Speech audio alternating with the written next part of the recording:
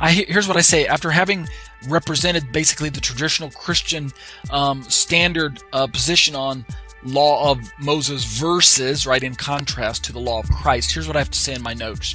But why should we interpret this phrase, that is law of Christ, as anything other than the perfect law of God as already revealed in the pages of Scripture and as perfectly modeled by our Master himself?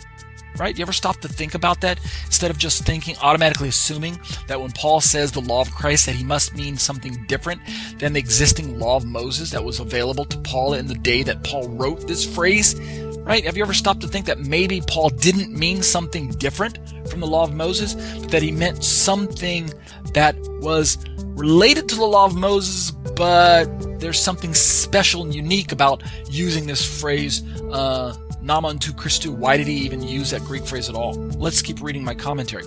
I think that when we unnecessarily, we as believers, we as Gentile Christians and Jewish Christians, by the way, but particularly Gentile Christianity seems to be it seems to be the historical group that has more readily accepted the notion that we as believers are no longer no longer obligated to keep a law that is seemingly given to Jews only.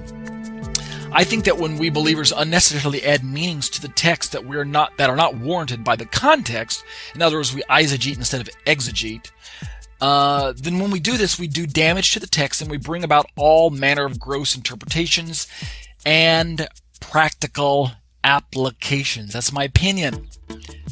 Notice, David H. Stern's translation of verse 2 reveals what I think to be the true meaning of this passage. Listen to David Stern's expanded translation, where he feels that he takes liberty sometimes and paraphrases what he thinks going on in the Greek. And I think that is warranted at times. Sometimes it's better to have a wooden word for word, what does the Greek say, and strip away all the paraphrasing so we can see what the Greek says, because sometimes paraphrasing obscures the meaning. But other times, the Greek is so sparse that we need a paraphrase to try to bring out, using the context, the essence of what Paul or whatever biblical writer might be trying to convey. And so I think David Stern does a good job this time. Listen to his rendering of this verse. This is Galatians 6 verse 3.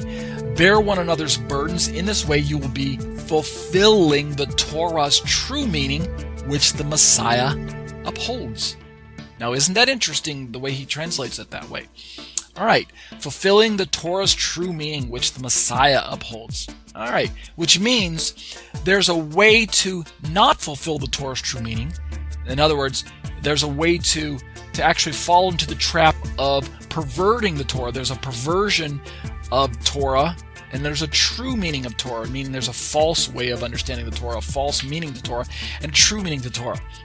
There's an accurate way to understand and uphold the Torah, and there's an inaccurate way to uphold and understand the Torah, right? So the Torah itself becomes this innocent tool that can be used or misused depending on how a person approaches it.